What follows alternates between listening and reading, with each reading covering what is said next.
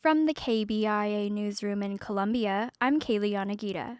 3 Kansas City current soccer players will represent the U.S. at 3 October matches, including CPKC Stadium's first national team game at the end of the month. In Kansas City, Madeline Fox has more. The U.S. women's coach named forwards Michelle Cooper and Allie Sentner and midfielder Claire Hutton to her 26-player roster for the upcoming games. Cooper says she's excited to show off Kansas City to her national teammates. A lot of people have doubted us historically as a club, and now that we have these fans and the city rallying behind us, I think that's what I'm most excited to not even show it myself, but for them to show up and prove themselves. The U.S. women will play 2 East Coast games against Portugal before coming to Kansas City for an October 29th match against New Zealand. Limited tickets are still for sale.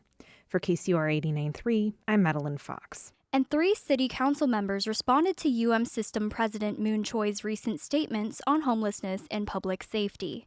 In a letter, Valerie Carroll, Vera Elwood, and Jackie Sample, who represent the 1st, 2nd, and 3rd wards respectively, cautioned against conflating homelessness and crime.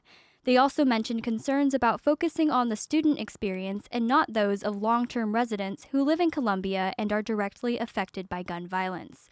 According to the letter, police department vacancies have decreased from around 50 in fiscal year 2024 to less than 10 currently.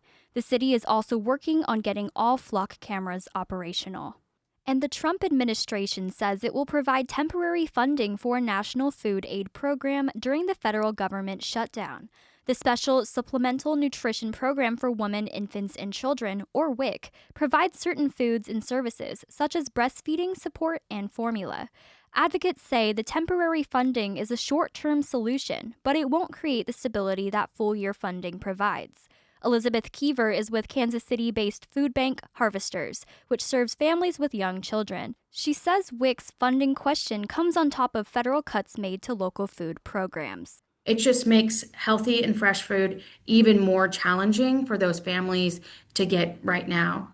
Some states and tribal nations will be able to keep WIC available with funding from the previous fiscal year. The Trump administration has said it's looking to use revenue from tariffs to fund WIC through October. And a former Ashland police sergeant has filed a lawsuit against the city of Ashland after accusing officials of wrongfully terminating him and a colleague.